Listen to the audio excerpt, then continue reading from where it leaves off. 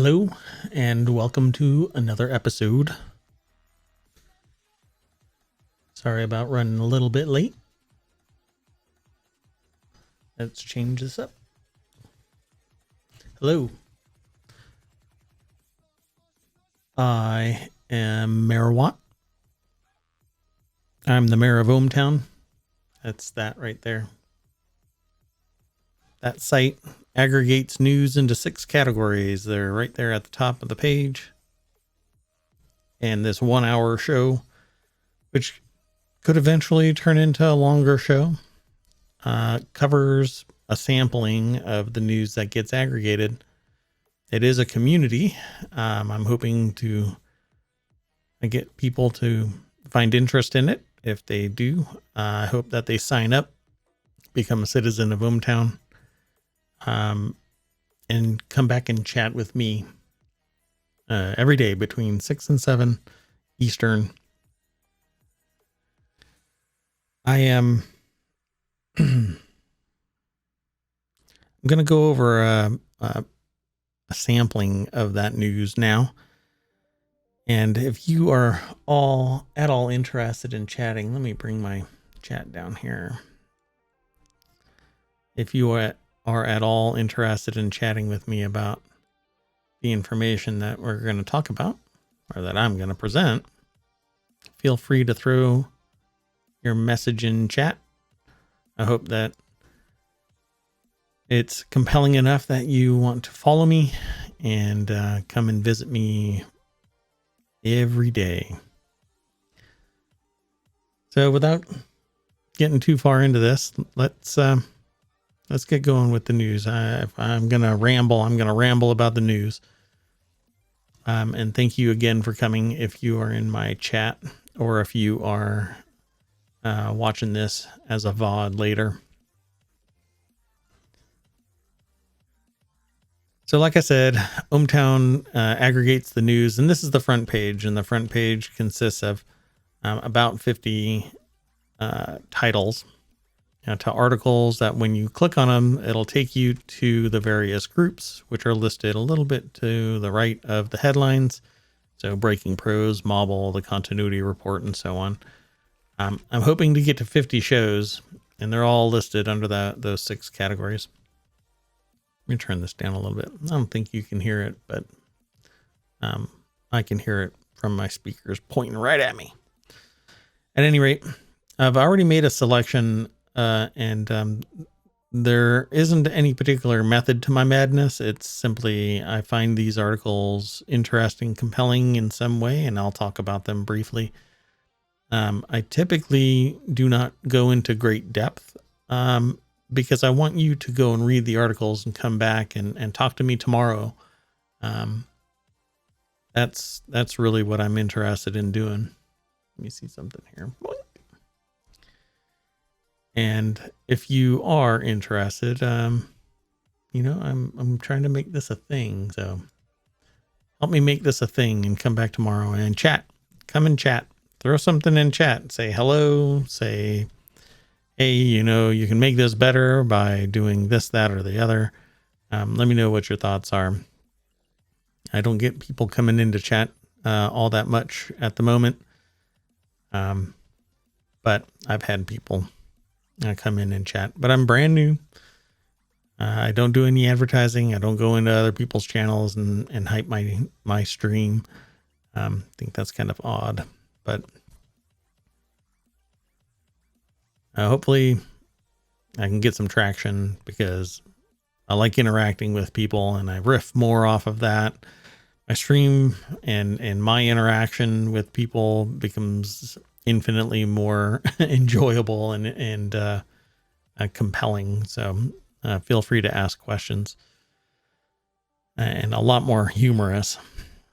I kind of hold back because I don't know how people are going to react to my particular sense of humor. So we'll see. Let's get going. So aggregated into Smack Talk is an article from Apple Insider about Wi-Fi 7. People are just now converting over to Wi-Fi 6, and Wi-Fi 6 and 6E basically is a higher level wireless communication protocol. It's more secure, it's faster, it's more reliable, it allows multiple connections, just a massive amount of concurrent connections versus previous iterations, which in terms of how people are referring to it, it used to be 802.11. It was explained instead of just told, Wi-Fi 6 or 6E or 5. It was explained as 802.11, A, B, C, D, E, F, G, all the way to X. Not really. There were little iterations, like A, B, C, and N, and G, and X. And now we're out and just making it Wi-Fi 6. And for some reason, they've decided to throw an E on there as well now, because there was a tweak to the protocol. But at any rate, with a prosumer version of a Wi-Fi 6 access point, like a Ubiquiti access point, you can have hundreds of connections to a device, whereas with others, it suffers from having a limited number of simultaneous connections, and therein lied the rub for me. I have somewhat of a smart house, so there are a lot of devices that are connected to Wi-Fi, and because of that, I kept on having devices lose their connection because of the way that Wi-Fi actually works. And we can get into that if you are interested in it. But for the most part, this article, when you click on the link, it'll take you out to the article on Apple Insider. And that's what I want you to do. I want you to go over to the news source, not just rely on the snippet, and then come back and make a post and come and join my chat and make a comment about it. So,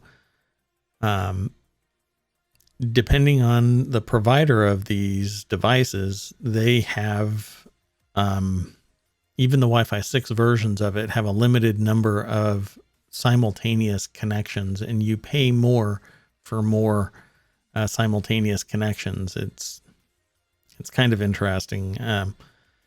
But Ubiquiti does it different than these guys, than retail hardware manufacturers like Linksys. Well, at any rate, I could really care less if I can get enough of my simultaneous number of connections and high speed. I will go wherever that product is, because I need high speed. I need lower or no bottlenecks. And when you're transferring data at fiber speeds, 10 gigabit speeds, yeah, I can see wanting to switch. So when Wi-Fi 7 comes out, I will definitely be switching to Wi-Fi 7. But we are still at Wi-Fi 6, and it's barely rolling out. Wi-Fi 6 is on Apple devices, which is why this got pulled into the Smack Talk group.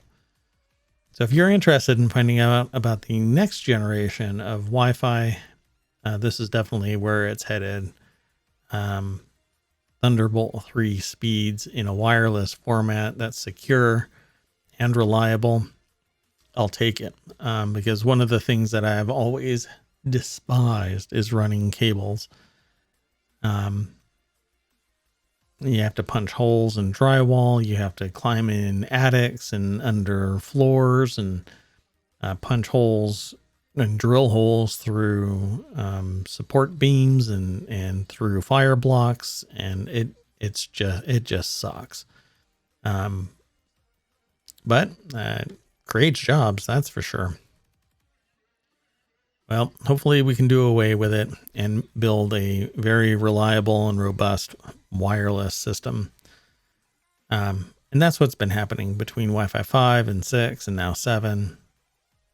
We're getting more capabilities, and I'm sure in time it will continue. But 7 is pretty fast, at 30 gigabits. That would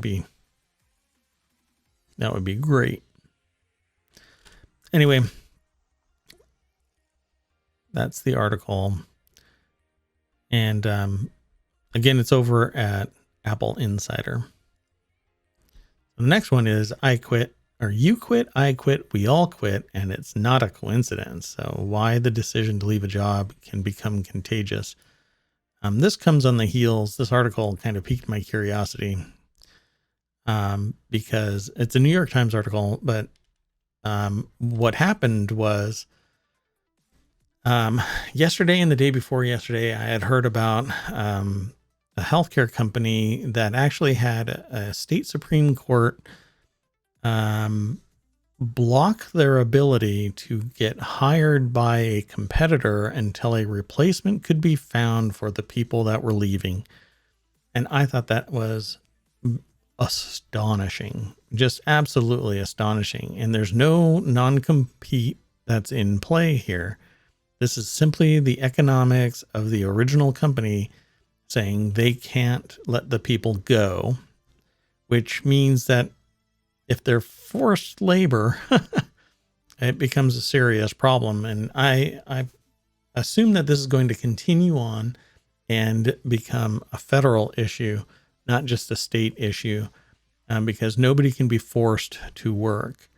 And this isn't about working for a competitor because there's no non-compete there. They simply aren't being allowed to leave the job.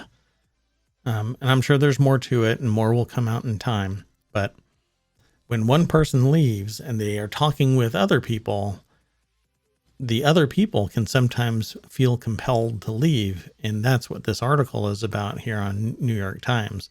You quit, I quit, we all quit. And it's by Emma Goldberg. So you might find it interesting that when a few people who are charismatic and the stabilizers, the anchors, the foundation for an organization, and they leave, it can sometimes cause others to leave as well. Usually in my anecdotal sense, it's typically because the people that are left over aren't the ones that you want to socialize with. You don't want to hang out with them for 8 hours out of the day, or longer, depending on which strata of employee you are. When you're administration, you can easily pull more than 40 hours a week, even if you are technically assigned only 32 or 35 or 40. At one point in my career, I was pulling 100-hour work weeks, but I was in the startup sector and working on my own projects. And so I was very, very dedicated to these tasks that I set out for myself. But from there, there are people out there that are working 40-hour work weeks and they actually hate it. I mean, they hate their job, but they're doing the job because there's either good money or they like the people that are around them, but they hate the gig itself. And then when they all leave, the business is going to suffer because they have to train somebody else. In the whole world, well, all of the United States is basically an at-will state. This was promulgated more by business than by employees, but when businesses tell their employees that they're replaceable, loyalty kind of flies out the window. But more on that in a little bit, because there's a story that I'm going to talk about at the very end of this that I think might be interesting and disturbing at the same time. And it's about dedication to your job, but then you do something socially inexplicable to somebody who might be rational minded. But there's a lot of context to it. So stay tuned. Kind of building to a crescendo here. We'll see. But they say that quitting is contagious. And I definitely have seen it anecdotally. And now this is an article that references the science behind it. So if more than one person is stable enough to quit, sometimes it can bolster more people quitting. So this is an article that comes out of RPG site. It's called TetraCast episode 235, Legions and Leaks. So when you click the link, it'll take you to the site. And really what I'm trying to draw attention to here is this podcast / webcast. I mean, it's a podcast, but it's posted on their site. But it's called TetraCast, and you should definitely check it out. It's 2 hours long. They talk about tabletop gaming, and they talk about computer gaming in general, and Expeditions. Rome just was released. Monster Hunter is another one. They talk about quite a few things, and from there they go into other things. And I definitely want to promote them. I dig it, but by no means do we have a relationship. Okay. I just want to make that abundantly clear. But I love everything having to do with gaming. And the more I know, the more that I can talk about with people. So as you can see, they go into 2 hours about various games, and the fact that Microsoft acquired Activision Blizzard, which is a $2+ billion annual revenue generator. But it was purchased for $70 billion. So it's quite a lot of money. That is a stunning amount of money. Let me check something real quick.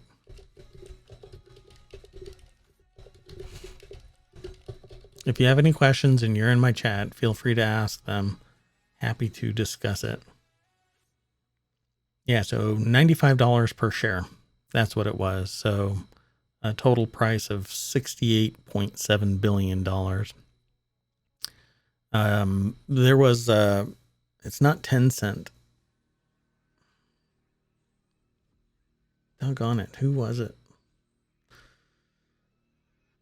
Candy Crush and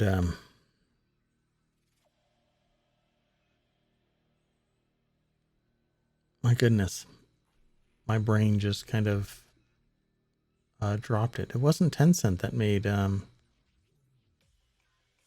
was it Tencent?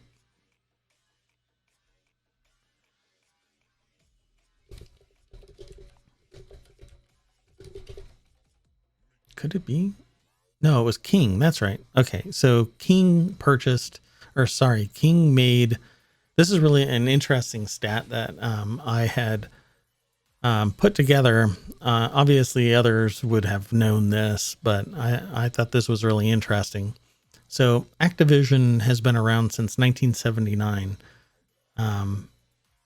And when I was younger and selling software, in actual retail stores, when physical media wasn't dead, and you could go in and hang out and talk about computer software in person, oh my gosh, and not risk some wacky virus dropping you in the ER. In different times, and it was tough to acquire a customer. They had to actually go and purchase the software and bring it home and install it via CD or disc. And that doesn't really give away exactly how old I am, but 1979, and it's a $2 billion a year company. Well, King made Candy Crush and started in 2003 and is a $2.1 billion company. I think it actually gets to 2.6 or something like that. And Activision Blizzard is 2.1. So in this massive amount of time, they make the same revenue that King does since 2003. I think that stat will hold up if you do some due diligence. But definitely come back if you find out that I'm wrong. Come and let me know. But they talk about it in this podcast, in the TetraCast. So go and check it out. There's quite a few segments that they highlight in their website. So go and check it out. I saw this in the news feed. This is from ABC News, and it was aggregated into the Daily News Show. And when you click the link, it'll take you to the site. But what I really want to highlight is maybe it'll show it. It's not going to show it. I take certain strides to not violate copyright. But anyway, Arnold Schwarzenegger was involved in a car accident and hit a couple of cars. And apparently everybody is okay. Minor injuries is what I heard. And that's what the article is saying here. Let me see if... No, I can't get... I don't know why it says New Jersey train crash for this link, but I'm not sure why. Anyway, the car that he was driving was the size of those 4 cars combined. If you were to stack those 4 cars up 2 by 2, right? Like or 2 by 1, right? So 2 here and 2 here. The car that literally looks like it rolled over those 4 cars, is about the same size. It's just a huge vehicle. Now, Arnold's a big guy, but this thing, and it wasn't his electric Hummer. It was some massive SUV. I don't even know what it was. It says here driving a GMC Yukon, but this seems to have been bigger than your standard GMC Yukon. At least the perspective made it of the picture made it look like this car was just massive. And Yukons are big, but the perspective, I don't know what the photographer was doing that made it seem larger than life, but it seemed really big. At any rate, everybody's fine, but I thought it was interesting. Okay, let's keep going. Let's keep rolling along. A documentary that's critical of Disney from the Disney family. So a harsh portrait of pay inequality at the company, premiering at Sundance on Monday, was directed by the granddaughter of one of the founders. So this is a New York Times article. And there have been reports, there have been countless people detracting from, from Disney and its history and whatnot. But, I'm a big fan of Disney. Wonder why it does that. I'm a big fan of Disney and its way of marketing and its world building. Not so much with the way that it can sometimes go after people. But you have to defend trademarks. And so I understand it. But still not a big fan of that aspect of it, particularly when it's small time people that are talking about it in a public way. But they have this really interesting method of promoting talent. So if at some point there is talent that they want to promote, they will integrate them in a multitude of shows within the Disney ecosystem.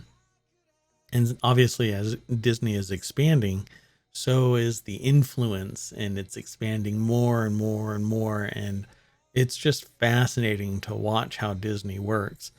And now they've expanded to the point where it's just unavoidable. You'll see. Oh, and another Hallmark does the same thing. They blend actors from one show to another. And so at some point you hear or see the same person in multitudes of shows, and they're respectable actors. So everybody wins, and it lowers the cost of talent acquisition, it kind of concentrates it. But I'm sure that this documentary will be critical. And somewhere in between this, I haven't seen it yet, so I can't say much about it other than I'm sure that the context for the absolute truth is somewhere in between, because a metered response doesn't usually become a movie. You know, a moderate response is one that doesn't set the world on fire. It comes from a perspective of moderate responses. But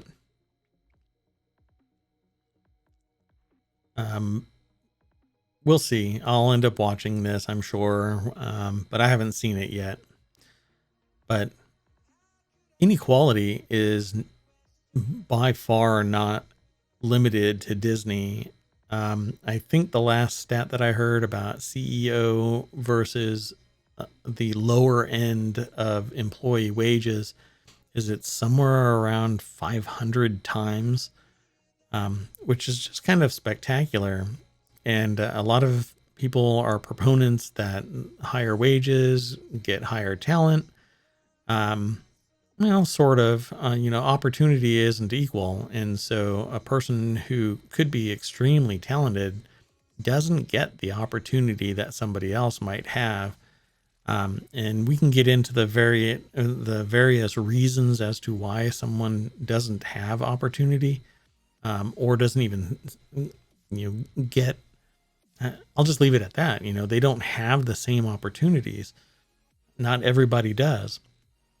And a lot of that is historical. A lot of that is sociological. A lot of that is financial. And another large, massive portion of that is political. And so pay inequality is definitely something that exists far beyond Disney. So when this comes out, we will see what all happens. And maybe once I watch it, we can come back and we can talk about it. And if you are interested in this, feel free to give a shout out in chat and let me know. We'd be happy to talk about it. We'll talk about it if you're interested. So feel free to throw something in chat. So can we turn a desert into a forest? This is aggregated into Mobile. It's an article from New York Times. Again, when you click the link, you'll be taken there. After years of planting trees, farmers in Niger have begun to see results. Now, I've always thought that this is the best way to go with desertification. Wow. So when deserts expand, the only way really to stop their expansion is to plant something that stops the sand from scouring, and with large expanses of barren land, or I shouldn't really say barren, because not all deserts are devoid of life. But if you can plant trees, the trees will stabilize the soil. It won't get blown around. They also grab moisture from the air, and they themselves kind of pull moisture, not just the leaves, but everything around it. And then underneath the canopy, life can grow. Green grass and other soil can build up, and the leaves fall off, and it becomes nutrients, and animals and life, worms and insects and other things kind of churn the ground up as mulch, and basically it reverses the desert. Now, I've always thought that it's fascinating that it hasn't been done. But I knew about organizations that are planting trees. In one place, I heard that the people of the land didn't want the trees being placed, but somebody was planting the trees anyway. I'd have to go and look into that, and if you know about it already, then come and talk to me about it. But millions of trees getting planted, and the objective is to stabilize the ground and reverse the desert. And this article says that it's doing exactly that. But what's been happening is depending on where you look, massive amounts of forests are being cut down for farms. And basically the land is being sold to corporations. The trees are clear cut, but it's sold. And so it doesn't have the same ability to reproduce profit. It doesn't have the same ability to provide for in long term either the tribe that is there, or the city or village or whatever that might be there. Basically a corporation owns it, and so they clear cut it, and then the people are now reliant on something other than those trees. And this has happened for years and years and years. And if you're interested, then come on back and we can talk about it. I'm going to have to end up saying stuff like that quite a bit.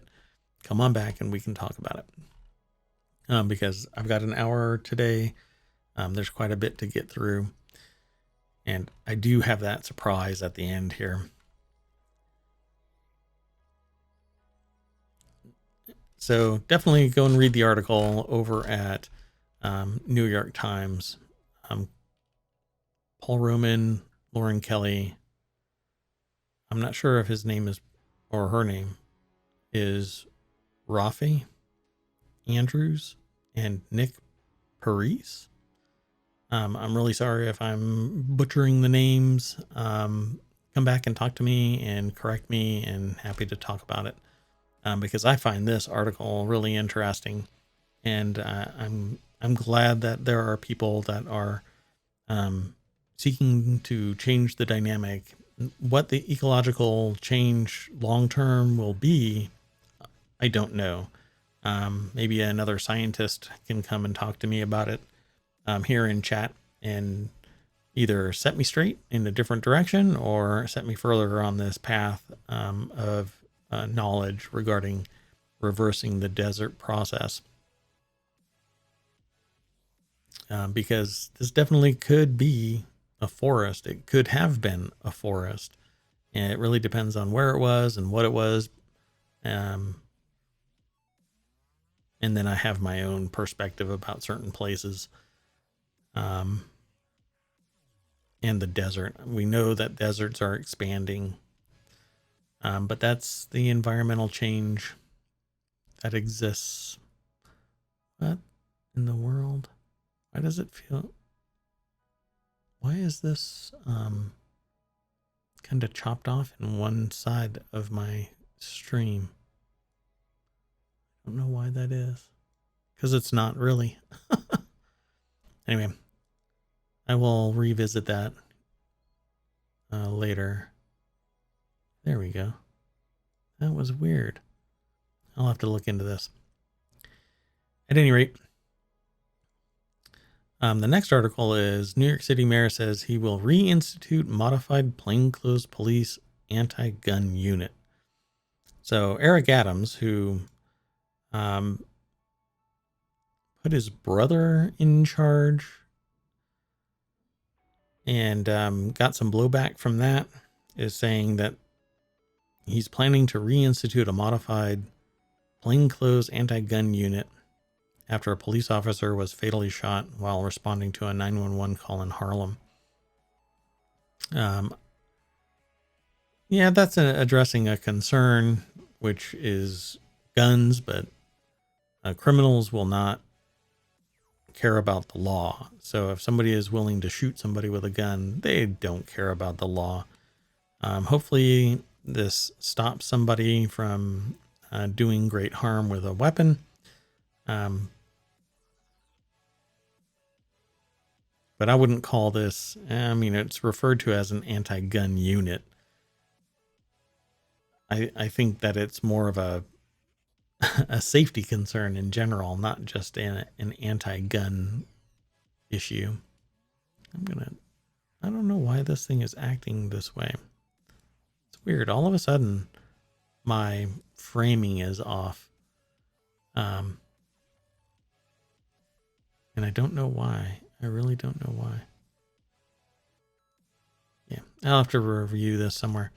At any rate, at another time, I will address that. But he said, the city plans to flood our system with mental health professionals and law enforcement working as a team to move out the disorder that's clearly in the subway system in our city. Yeah, there's a lot of people in a concentrated place. And when there is not enough opportunity, there isn't enough means for someone to support themselves. There isn't enough,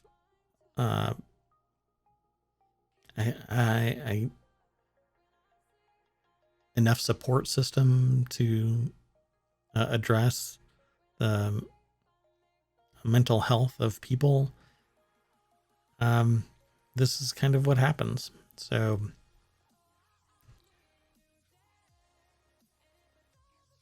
what will shake out from this, I'm not sure. I'd have to look again at the history. And this is kind of what happens. There's so much information that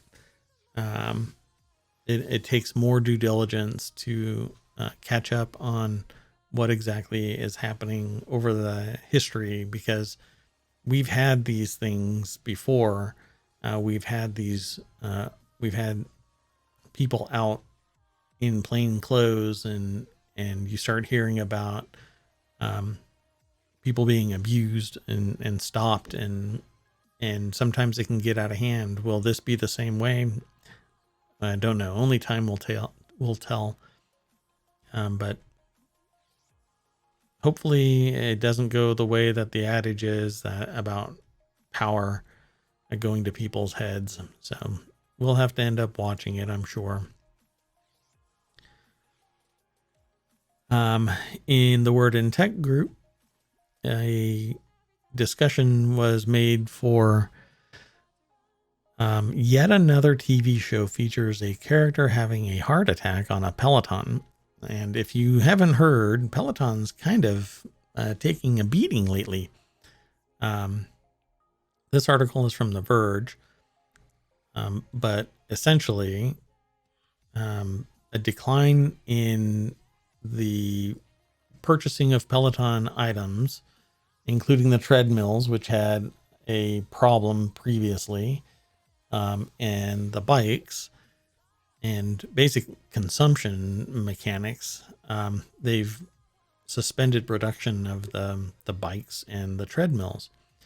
And then a show highlighted Peloton in a negative way. I don't think that they should explicitly call something a Peloton, because it being a Peloton has nothing to do with the show. In fact, in many places, if I have something behind me and it's not cleared to be used by the organization, like if I had an Apple product sitting back there, I'd have to cover up the Apple logo depending on its use. And it seems to be hit or miss. And sometimes if people don't really care, I don't know when it's actually allowed to get away with. I don't know when it's okay to get away with it versus not, but sometimes I see it covered up, like a logo is covered up. And that's probably what should have been done in this, because it just kind of shows that product in a negative light, and there's no reason to. This article is quoted, this comes just over a month after a beloved character from Sex and the City was killed off after a workout on one of the company's bikes. And again, this is from The Verge. You click the link, go over to it. It's by Mitchell Clark, and you can read all about it and then come back and talk to me about it. I don't think that it's rumors at this point. I think they've said that it's that it's actually pausing it, but again, I think the rumors might be true that they're pausing it. I'll just say it like that. The next article is the fall of 2022 will be Apple's biggest ever if rumors are correct. And so in this, Apple products lineup for late 2022 will include a massive amount of product launches.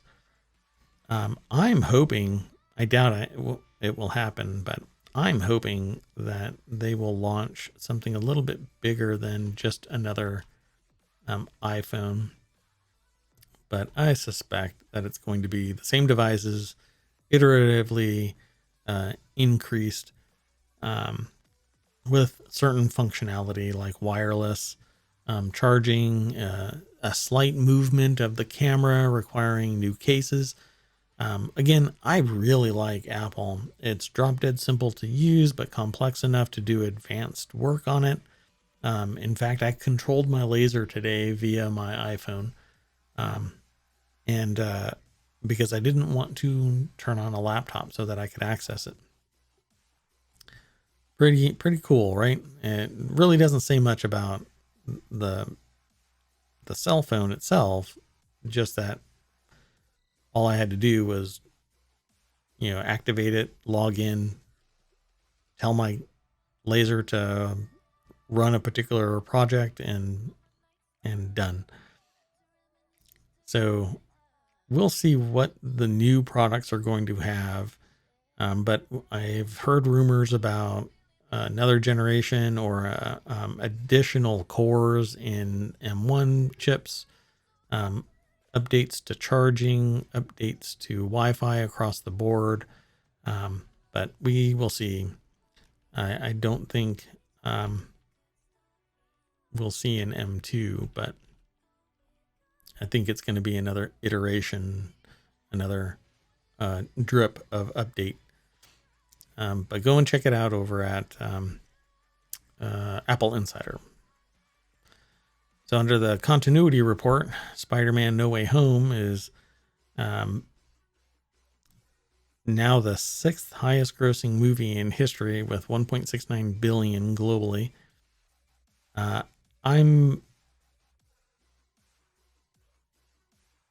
So it's not adjusted. That was what I was going to look at. So this is a variety.com article by Rebecca Rubin. So this 1.69 is not adjusted for inflation. So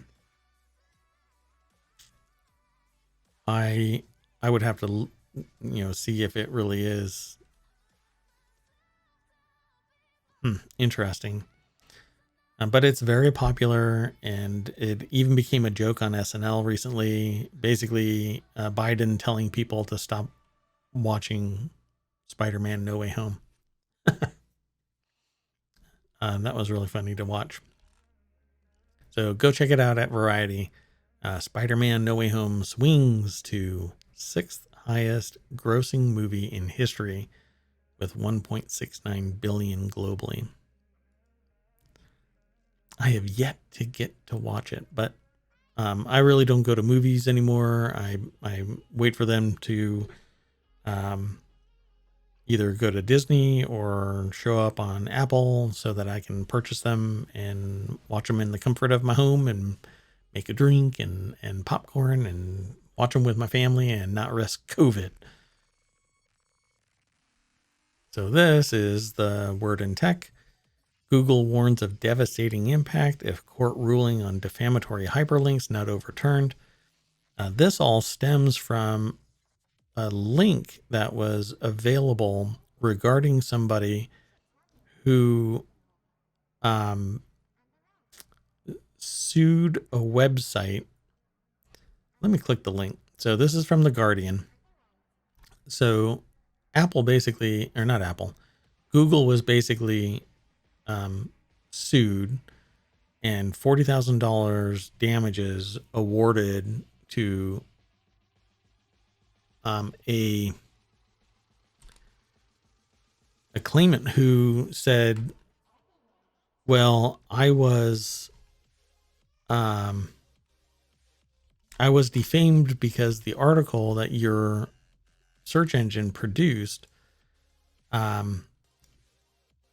contained information that was no longer even suspected to be true. The person had $40,000 damages to George Defteros. A solicitor who represented Melbourne gangland figures is allowed to stand. So basically, somebody sued another website for slander, and the slander was removed from the website, but apparently this hyperlink was still valid in some way, and people could see it. And the person won because it was defamatory. And the problem here really lies in the fact that there are no humans that are vetting what is being integrated, aggregated by a search engine. Even ohmTown is grabbing data, and I'm not curating it other than as a category of information. So the materiality of the article, I'm not vetting for it to be live on the site. I trust people to do the due diligence necessary to either discount or reinforce what is being said on a link. So you vote it up, you make your comments, other people vote it up or down or make comments. And that's how it is with news aggregation. Well, in this particular case, someone was able to act enough on that information to win a lawsuit. And it's because there's no historical context. And this is something that I've talked to people about in the past. You can say something and post it, and it is inflammatory, and it's basically the train wreck that everybody wants to watch.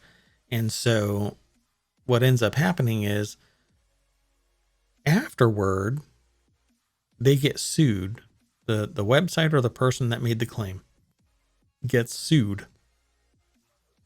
The person says, okay, and they may remove it from the site, but there's no history and no, unless the judge says you have to post this and you have to make it loud and proud. There's no ramifications, right? They post that, hey, I'm really sorry, we retract the statement, and then that's gone. And it's because people don't want to look back at it and go, oh, well, they made a mistake, or they did it willingly and they lost the lawsuit, so they really deserve to get their butts kicked in the courtroom. And for whatever reason, nobody pays attention to the correction. Well, apparently the correction wasn't loud enough to drown out the defamatory statement. So we'll see what happens. But I think more people, what has to happen is when somebody sends an email saying that this link is bad, more humans have to take a step to resolve this. Because I had a YouTube channel yeeted right out from under me, and there was no reason for it. In fact, I got an email from somebody months later when I was protesting it for the fourth time. They replied with, you should never have had your channel taken away. But by that time, the damage had already been done. It was 4 months or so after the site was pulled away from me. And even to this day, right now, I have a channel that has been isolated from me, that I can't seem to get access to because there's no human interaction unless you're big enough. Nobody will go and look at it and go, okay, yeah, you're the person that owned that channel. It's just dead, but it's connected to an account. Anyway, maybe this will change. I think that there need to be more people that are doing things hands-on. It can't all be algorithms, because somebody's going to pay the price for it. Okay. Now, these next two, it's actually a series of 4, but these next 2 are all about something that I've been talking about for the last couple of shows. And that is, at one point, we were told that COVID is no longer a problem in a major manufacturing partner, right? Historically, China has been providing a massive amount of production for the United States. And we hear, well, it's taking months. In fact, I've got a product that is that was purchased that I was told won't show up until August of this year. Other people have told me similar stories where things will not show up until August. And so back in May 7th of 2020, China said, and this is an article from NPR, that it's controlled COVID-19. And since then, the narrative has always been that it's under control. It's under control. So what is the production problem, and what really is going on? Well, I suggested that this could be a different issue in that production is being constrained. That production constraint is causing prices to increase, consumption to decrease. People can't purchase it. So they're either purchasing something else, or they're going without. And when consumption decreases, taxable revenue to the state and to the federal government declines. And I think that is part of the problem here. We don't have enough domestic production at a reasonable rate. And you can't charge too much or people will balk. And so profit margins have to decline, which means the people that make the most have to take the hit, because you still need a livable wage in the United States, right? Well, unless the profit margin changes and is reduced, you're going to end up with higher prices because things are constrained, fewer people being able to purchase it, and only those with the means will be able to. And you end up with a whole lot of people already with the means telling the people without the means, which sociologically, there's a whole lot of machinations involved in that. Basically saying, go without. You don't need it. Yeah, it's easy for somebody to say that. Happy to talk to you about it. If you are interested, throw a message in chat. Come and join me live on the show. I'll put you right up there and we can talk in real time. And there's a lot to it. And I say this because in May of 2020 is when the messaging was, it's all controlled. Well, why do we still in 2022 have supply chain woes that could worsen as China imposes new COVID lockdowns? This is not a new thing. It was supposedly fixed back in May of 2020 when COVID actually took off. COVID has been around since December of 2019. That's why it's called COVID-19. But it's still here, and it's still there, as it says here in this New York Times article. The zero tolerance coronavirus policy is going to throw a wrench in the global conveyor belt for goods, with at least 20 million people in lockdown, and China doesn't mess around with the lockdown. They close gates on communities and people aren't allowed to get out.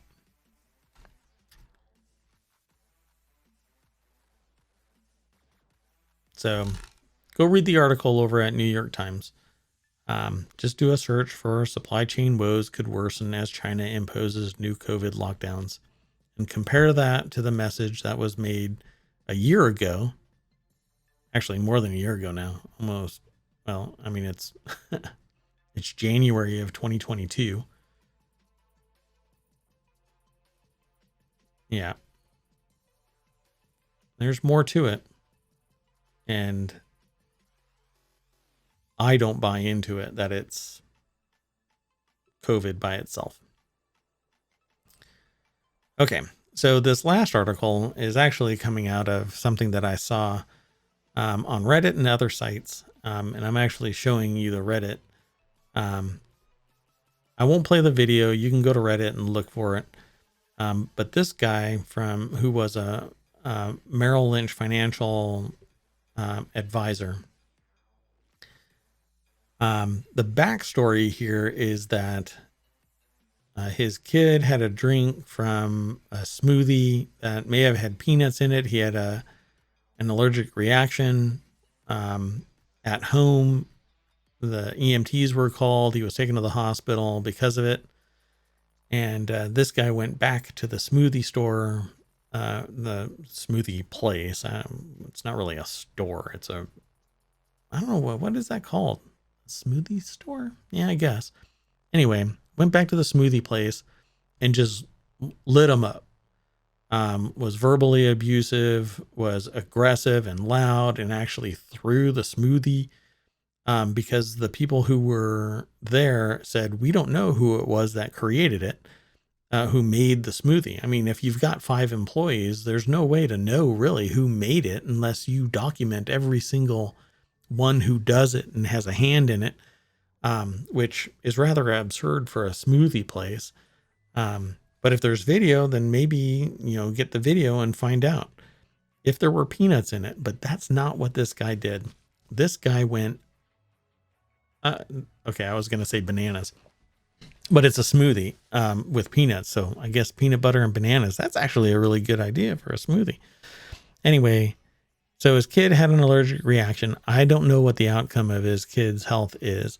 But this guy actually ended up assaulting one person, being aggressive with the rest of them, which is basically assault. They're depending on where it was, and I don't remember where it was. But depending on the state, there is no separation between assault and battery. If you do it, depending on the intensity of it, you can get the book thrown at you. Well, this is what ended up happening. He tried to get into the back, but somebody was pushing the door closed. Otherwise, we don't know what the results of this would have been. The police showed up. He was arrested, and then he lost his job. So Bank of America owns Merrill Lynch, and Bank of America terminated him. And my understanding is that because of the ethics of this, he may have been in violation of his certifications as a financial planner, and he could lose his certifications. Basically, it's kind of like an unethical behavior by an attorney can cost you your bar. This is the same thing. They want somebody that is stable. They want somebody that is professional. They want somebody that can represent the organization as a whole in a light that is on par with the gravitas of that organization. And this guy threw away his career. And so I had mentioned at the beginning of this, right, that we've kind of made this world in the United States of at-will employment, where an employer can fire you with no cause at all, let alone having cause. And employees are either expected to give 2 weeks notice or expected to apparently wait for the employer to find a replacement. This guy had been working for the same company for 26 years or something like that. He was extremely dedicated to the organization that he was employed by, because he apparently right out of college, he went and worked for this company, Merrill Lynch, and didn't work anywhere else. 26 years. I think that's what I read. Cause he has a LinkedIn profile, and I won't show you that. This is all public in terms of what is being reported. But I won't dox him. But his name is out there, and I was astonished to find out, 26 years from one place or straight out of college. For me, I think, everybody that I have ever worked with has been multiple jobs. And I interact with a multitude of people, in different sectors of business and technology, manufacturing, I don't know, different segments. And so I see a lot of resumes, and work with a broad spectrum of people. And I don't think in my life I have worked with anybody who's only had one job for 26 years. But this guy is going to be in some rough shape. And the internet's just not done with him. I guarantee it. And one person actually kind of shut it all down. This person here, the Dinesh guy, I think it is. At any rate, I think that's where I'm going to end it today. I'm just over an hour, which is perfect. And this is a good bookend on the idea that we need to change the demeanor of employment in the United States. It needs to be a lower level of disparity of salary between the CEO and the lowest level of salaried person or hourly person. It's just outrageous. And this is coming from somebody who is a capitalist. I believe that you should be able to make a profit for value. If I provide a service or a product, you should compensate me. But I'm also one that believes in society, in that